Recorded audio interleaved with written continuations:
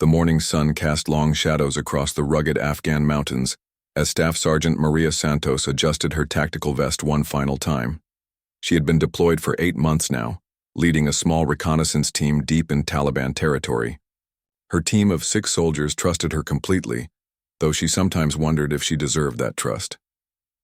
Maria came from a small town in Texas where her father worked at the local auto repair shop and her mother taught elementary school. She never imagined she would end up carrying an M24 rifle through some of the most dangerous terrain in the world. Growing up, she was more interested in books than battles, spending her afternoons at the library reading adventure novels about brave heroes saving the day. But life had other plans. After high school, college seemed too expensive, and the military offered a way out of her small town and a chance to serve her country. Basic training was brutal, but Maria discovered something unexpected about herself. She was naturally gifted with firearms and had an uncanny ability to stay calm under pressure. Her team consisted of 5 other soldiers, each bringing their own skills to the group. There was Rodriguez, a medic from California who could patch up any wound while cracking jokes to keep spirits high. Thompson, their communications specialist from Ohio, could get a radio signal through even when the mountains seemed determined to block every frequency. Jackson, the youngest member at just 19, served as their scout and had eyes like a hawk. Miller, their demolitions expert, could handle explosives with the delicate touch of a surgeon. And finally, there was Sergeant First Class Williams, her second in command, a veteran with 3 tours under his belt who had become like an older brother to her. They had been operating from Forward Operating Base Delta for the past 3 weeks, conducting reconnaissance missions to identify Taliban supply routes through the mountain passes. Intelligence suggested that weapons and fighters were moving through this area regularly, but pinpointing exact locations and timing had proven challenging. Their current mission was supposed to be routine, a 3-day patrol to observe a suspected weapons cache location about 15 kilometers from base. They would hike in, establish an observation post, gather intelligence, and return with actionable information for the larger unit. The first day went smoothly. They moved through the rocky terrain without incident, using established paths that local shepherds had carved through the mountains over generations. The landscape was breathtakingly beautiful despite its dangers. Towering peaks touched the sky while deep valleys carved by ancient rivers created natural highways through the wilderness. As evening approached, they established their first camp in a sheltered alcove that provided both concealment and protection from the wind. Thompson set up his radio equipment while Rodriguez checked everyone's feet for blisters or injuries. Jackson took first watch, his keen eyes scanning the surrounding ridgelines for any sign of movement.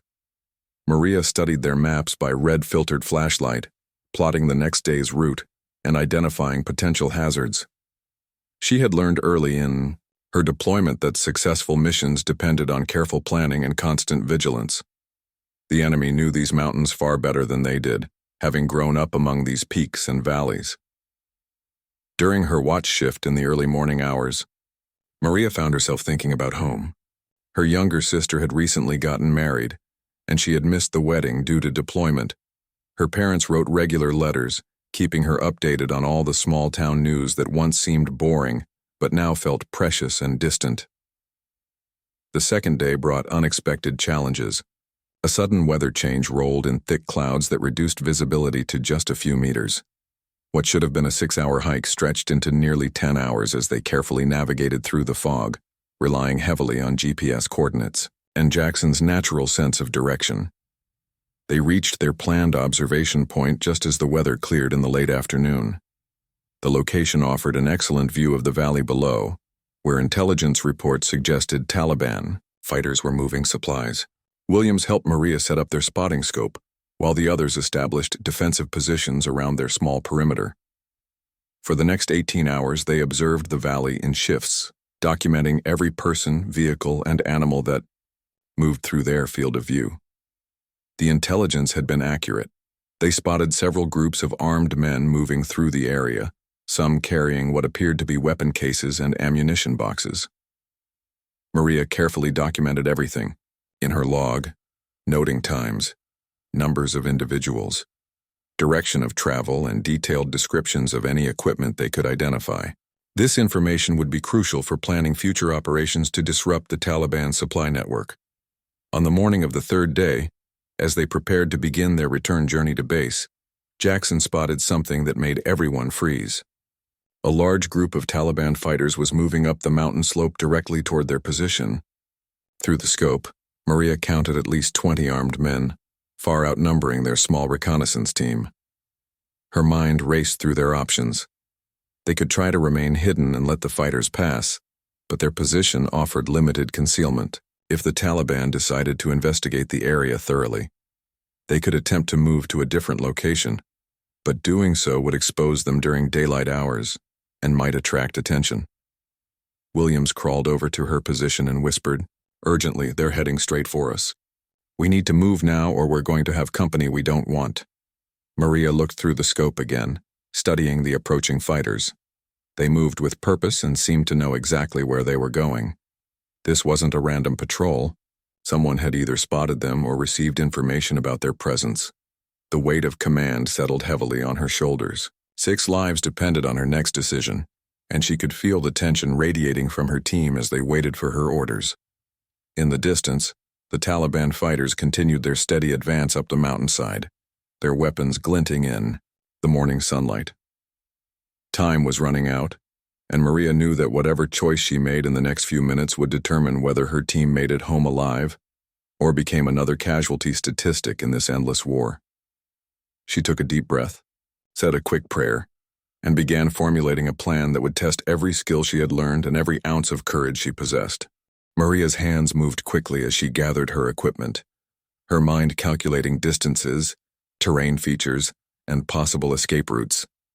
The Taliban fighters were still 15 minutes away, but in these mountains, 15 minutes could disappear faster than morning fog. "Thompson, get on the radio and call for extraction," she whispered urgently. "Tell them we have 20+ hostiles moving on our position and need immediate air support."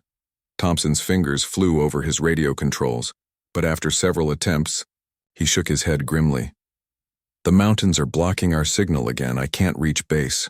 Williams studied the approaching fighters through his binoculars. "They're moving in a tactical formation. This isn't random. They know we're here." Maria felt her stomach tighten. Someone had compromised their mission, either through poor security back at base or through local informants. It didn't matter now how their position had been revealed. What mattered was getting her team out alive. She quickly sketched their situation, in the dirt. "We have 3 possible routes down this mountain. The path we came up is the easiest, but they'll expect us to use it. There's a steep ravine to the north that could give us cover, but it's dangerous terrain. The southern route takes us through open ground for the first kilometer." Jackson crawled over from his observation post. "Sergeant, I count 22 fighters now. They've got RPGs and what looks like a machine gun team." The situation was deteriorating rapidly. Maria's team was outnumbered nearly 4-1, and the enemy had heavier weapons. In a direct confrontation, her soldiers wouldn't stand a chance. "Rodriguez, how much medical supplies do we have if someone gets hit?" she asked. "Enough for basic trauma care, but if we take multiple casualties..." He didn't need to finish the sentence. Everyone understood the implications. Miller checked his demolitions kit. "I've got enough C4 to create a diversion, maybe slow them down if we need breathing room." Maria weighed their options carefully. Running would expose them to enemy fire, cross open terrain. Hiding might work temporarily, but the Taliban fighters seemed to know their approximate location. Fighting would be suicide against superior numbers. Then she noticed something that changed everything. About 800 meters down, the mountain, positioned where it could observe multiple approach routes, was an old stone shepherd's shelter. If someone could reach that position with a long-range rifle, they could provide cover fire for the rest of the team's escape. "Williams, what's the effective range on that M24 sniper rifle we're carrying?" 800 meters? Easy. 1,200, if you're a good shot." He paused, studying her face. "What are you thinking?" Maria pointed toward the stone shelter. "Someone needs to get down there with the M24 and provide cover fire while the rest of the team moves to the extraction point. It's our only chance." "I'll do it," Williams said immediately. "I've got the most experience with long-range shooting." "No." Maria's voice was firm. You need to lead the team out. If something happens to me, they need an experienced NCO to get them home." Jackson spoke up. "Sergeant, I'm the best shot in the unit. Let me take the rifle." Maria shook her head. "You're 19 years old, Jackson. Your whole life is ahead of you." "So is yours," Rodriguez interjected. "Maria, you don't have to be the hero here. Let one of us take the risk." But Maria had already made up her mind. She had trained extensively with the M24 during advanced marksmanship courses, and more importantly, she understood that true leadership sometimes meant putting yourself in the most dangerous position to protect those under your command. "Here's what we're going to do," she said, her voice steady despite the fear churning in her stomach. "I'm going to take the M24 and get to that shepherd's shelter. Once I'm in position, I'll provide covering fire while you five move down the southern route. Thompson, keep trying to reach base on the radio as you move. If you get through, call in our situation and request immediate extraction at Grid Square, 245-678. "Maria, this is insane," Williams protested. "You'll be completely exposed getting down to that position, and once you're there, you'll be alone against 20-plus hostiles." "It's our best chance," she replied. "If we all try to run, together they'll cut us down in the open. But if I can keep their heads down with accurate fire, you can reach the extraction point." Thompson looked up from his radio. "What if we can't establish contact? What if no extraction comes?" "Then you keep moving toward base on foot. Don't wait for me, and don't come back." "That's an order." The Taliban fighters were getting closer. Maria could hear their voices echoing off the rock walls as they communicated with each other. Time for discussion had run out. She quickly redistributed her gear, keeping only essential equipment. The M24 sniper rifle felt heavier than usual as she slung it across her back, along with all the ammunition they could spare.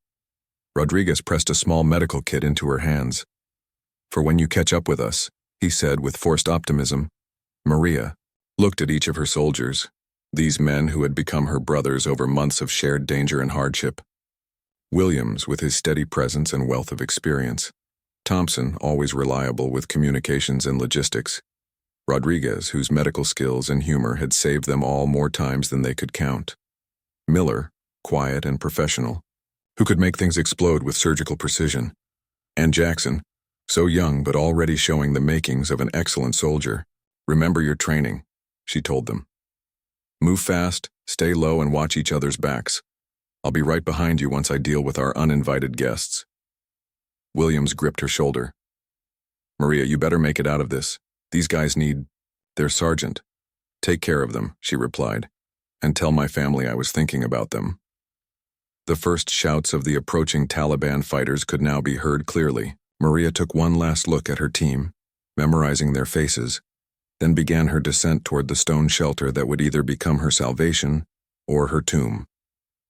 Behind her, Williams was already organizing the team's withdrawal, his voice calm and professional despite the desperate circumstances. Maria focused on the treacherous path ahead, knowing that every step brought her closer to a confrontation that would test everything she had learned about courage, marksmanship, and the true meaning of sacrifice. Maria moved down the mountainside like a shadow, using every rock and depression for cover. The M24 sniper rifle felt natural in her hands despite its weight, its familiar balance reminding her of countless hours on the firing range. Each step had to be calculated. One loose stone could send a cascade of rocks down the slope, immediately revealing her position to the approaching Taliban fighters. The descent that should have taken 10 minutes in normal circumstances stretched into an eternity as she forced herself to move slowly and deliberately. Above her, she could hear the voices of her team as they prepared to begin their own dangerous journey down the southern route. Below, the stone shepherd's shelter looked both impossibly far away and critically important to their survival. Halfway to her destination, Maria heard the first shouts of alarm from above. The Taliban fighters had reached her team's former observation post and discovered the abandoned equipment and defensive positions. Angry voices echoed off the mountain walls as the fighters realized their quarry had escaped. Through a gap in the rocks, she caught a glimpse of the enemy force. The fighters moved with military precision, spreading out to search the area methodically. Their leader, a tall man with a distinctive red beard, gestured toward different routes down the mountain while barking orders in Pashto. Maria's heart pounded as she realized how professional this group was. These weren't random Taliban militia. They moved like experienced soldiers who had fought coalition forces many times before. The red-bearded leader pointed directly toward the southern route her team was taking, confirming her worst fears. She had to reach the shelter before the Taliban fighters began their pursuit. Every second of delay increased the danger to Williams, Thompson, Rodriguez, Miller, and Jackson. The thought of those 5 men, her responsibility, gave her the strength to push harder despite the burning in her lungs and legs. The shepherd's shelter was older than she had realized from a distance. Built from carefully stacked stones, without mortar, it had probably been constructed decades ago by local herders seeking protection from mountain storms. The structure was about 10 feet square with walls 4 feet high, providing perfect cover for a defensive position. Maria slid into the shelter and immediately began preparing her firing position. She arranged loose stones to create a stable rest for the M24, ensuring she had clear fields of fire toward multiple approach routes. The rifle's scope required careful adjustment for the altitude and wind conditions, factors that could mean the difference between a clean shot and a complete miss at long range. Through the scope, she could see her team beginning their descent down the southern slope. Williams led the way, his experienced eyes constantly scanning for threats while the others followed in tactical spacing. Thompson had his radio equipment out, still trying to establish contact with their base. Then movement caught her attention. The Taliban fighters were splitting into 2 groups. The larger force was heading directly for her team's escape route, while a smaller group of about 8 fighters was moving toward her position. The red-bearded leader was with the group pursuing her team. Maria's training kicked in as she calculated distances and wind factors. The first group of Taliban fighters would intercept her team in approximately 12 minutes if they maintained their current pace. She had to slow them down or stop them entirely. She settled into her shooting position, controlling her breathing as she had been taught. The M24's crosshairs found the red-bearded leader through the scope. At 600 meters, it would be a challenging shot, but well within her capabilities. Her finger found the trigger as she prepared to engage. Then she hesitated. Taking the first shot would immediately reveal her position to both groups of Taliban fighters. Once she opened fire, she would become the primary target for at least 20 determined enemies. The rational part of her mind screamed that this was suicide, but through the scope she could see Jackson stumble slightly on the rocky slope. The young soldier recovered quickly, but it reminded her that these weren't just soldiers under her command. They were young men with families, dreams, and futures that depended on her actions in the next few minutes. Maria steadied her breathing and squeezed the trigger. The rifle's report echoed across the mountains like thunder.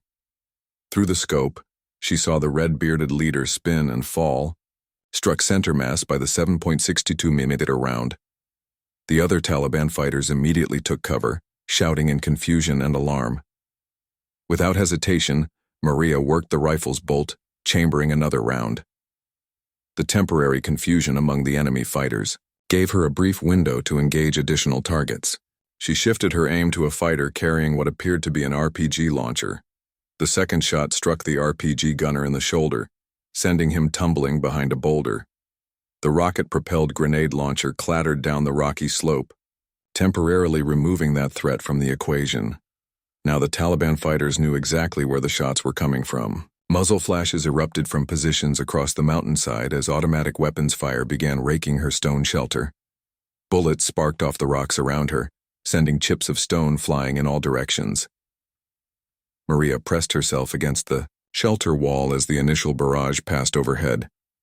The Taliban fighters were firing wildly, more to suppress her position than to achieve accurate hits.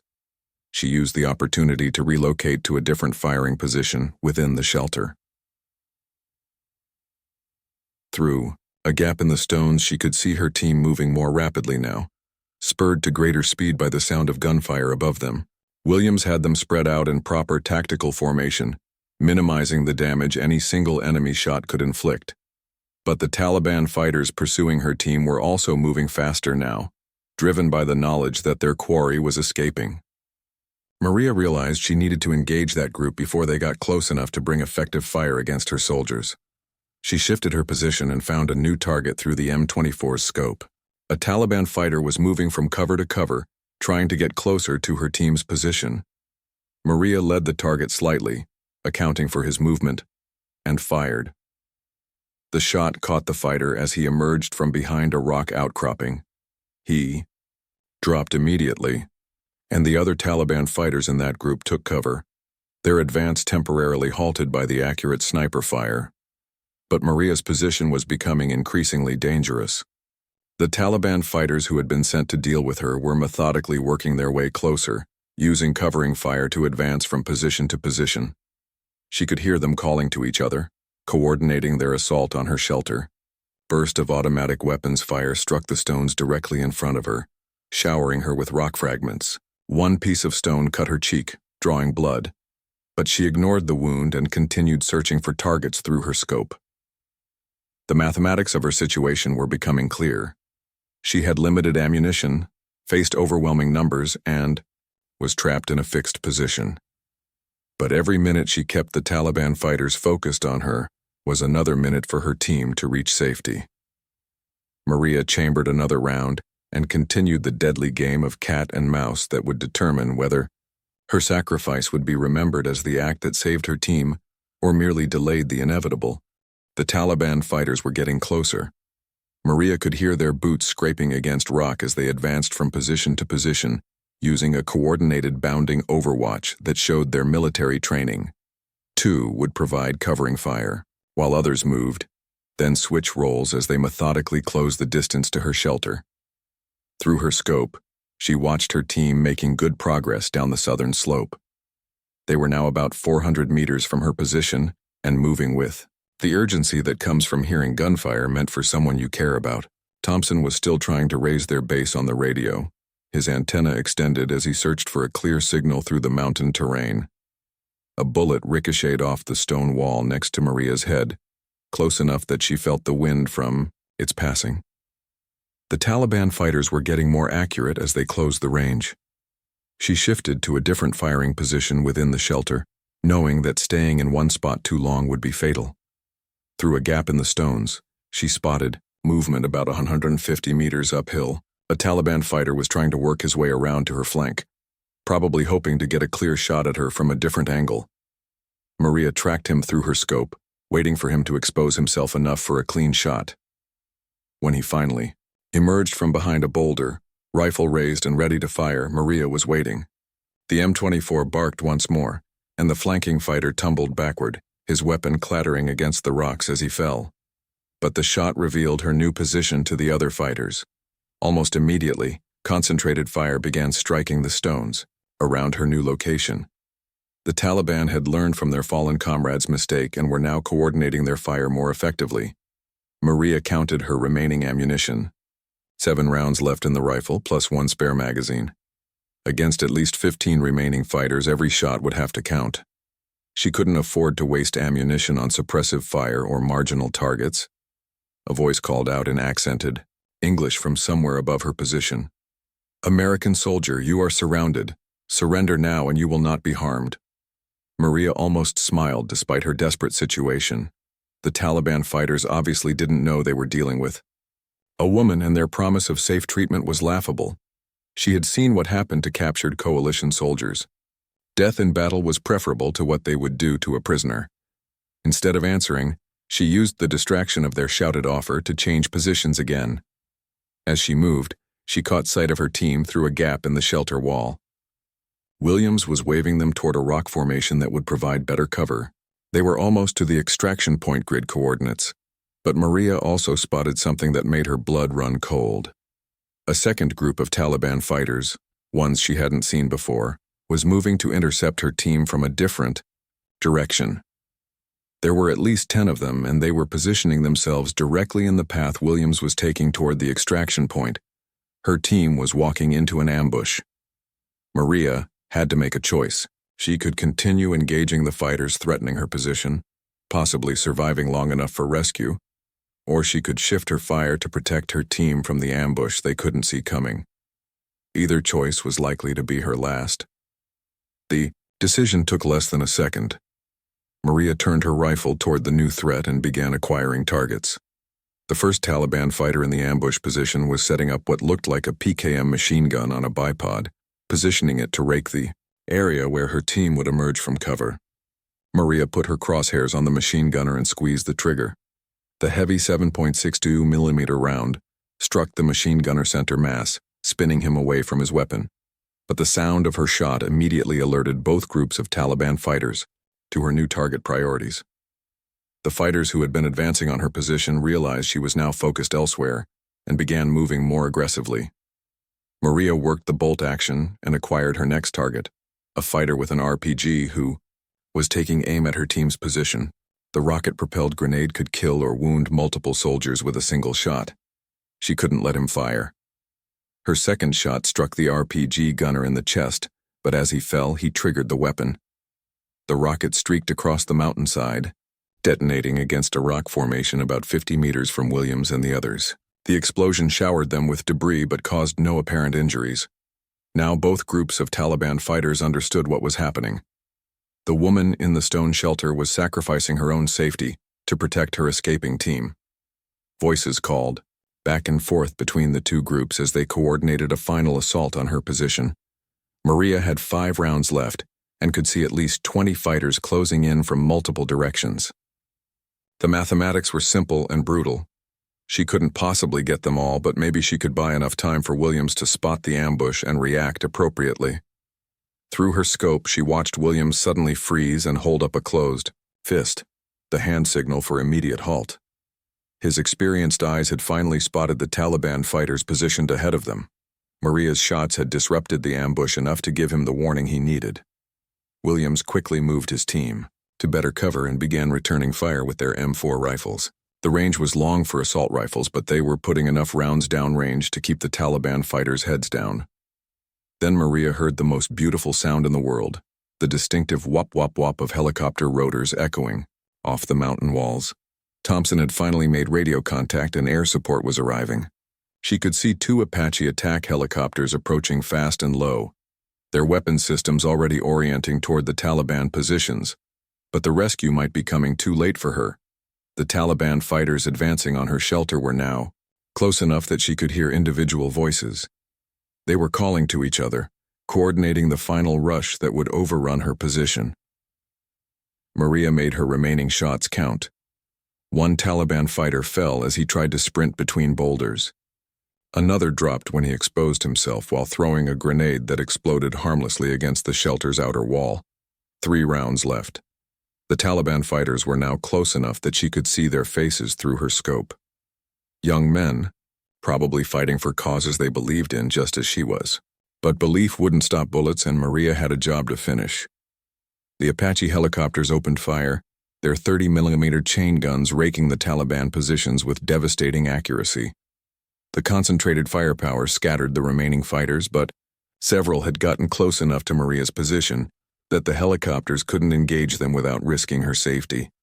Maria heard boots on rocks directly outside her shelter. Someone was climbing up to her position, probably planning to throw grenades over the wall or spray automatic fire through the gaps between stones.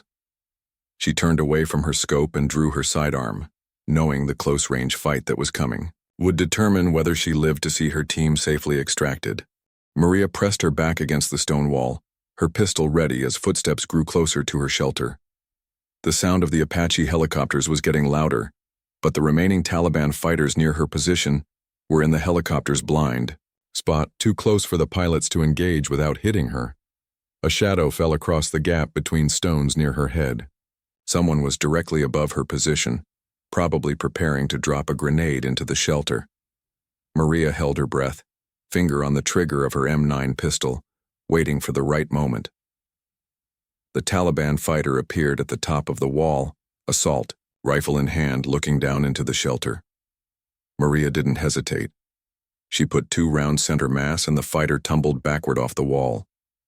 But his rifle clattered into the shelter as he fell, and Maria heard at least 2 more voices, approaching from different directions. She quickly grabbed the fallen AK-47, checking the magazine. Nearly full. The weapon felt different from her familiar M4, but all assault rifles worked on similar principles. She positioned herself where she could cover multiple approaches to the shelter. The next Taliban fighter tried to rush around the corner of the shelter wall, probably hoping to catch her reloading or distracted. Maria was waiting with the AK-47 raised. A 3-round burst dropped him before he could bring his own weapon to bear. But as she fired, a third fighter appeared, from the opposite direction. Maria tried to swing the rifle around, but she was a fraction of a second too slow. The Taliban fighter's AK-47 was already aimed at her position when Williams appeared behind him like a ghost. Her sergeant had somehow made it back up the mountain without her noticing, probably using the helicopter attack as cover to mask his approach.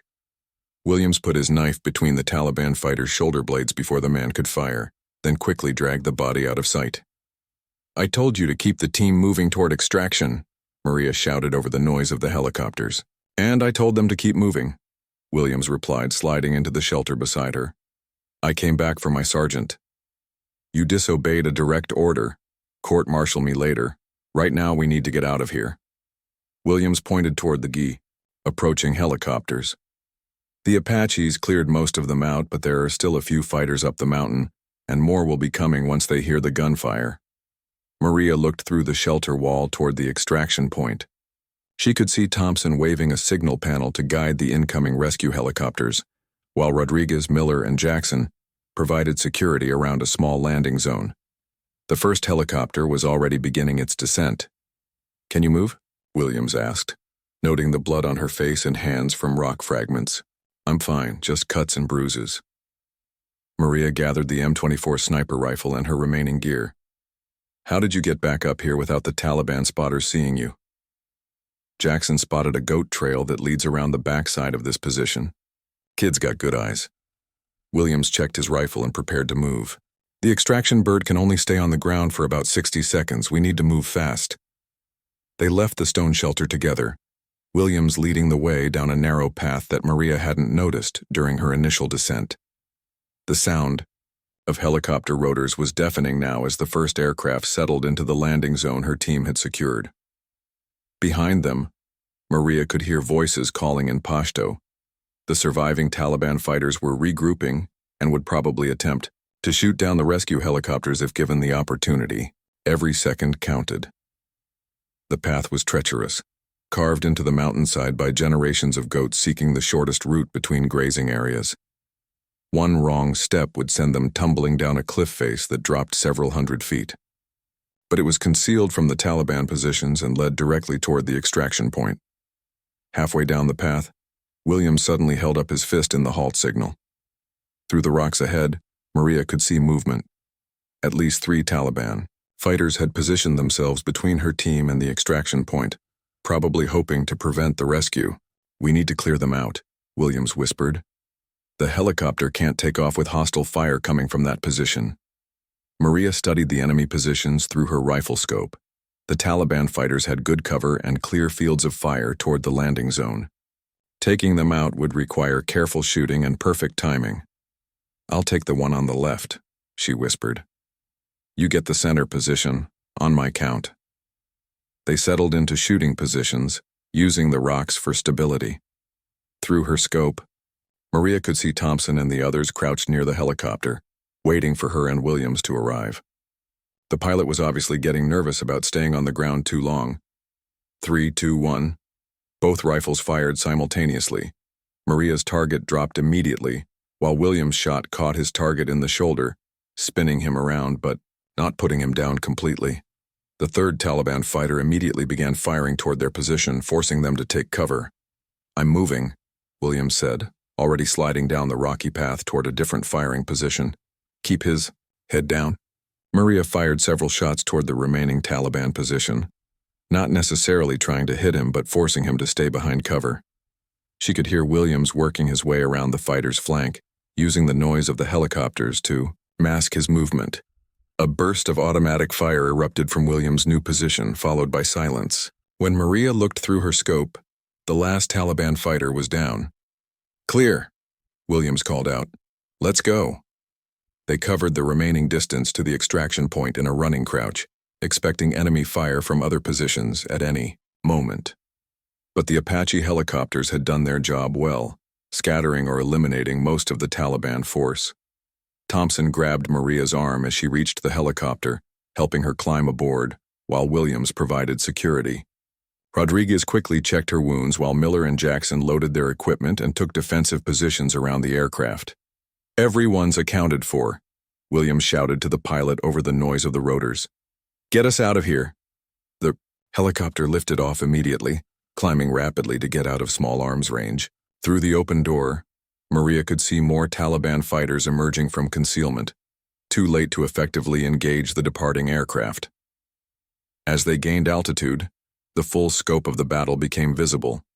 The Apache helicopters had devastated the Taliban positions, leaving scattered equipment and abandoned weapons across the mountainside.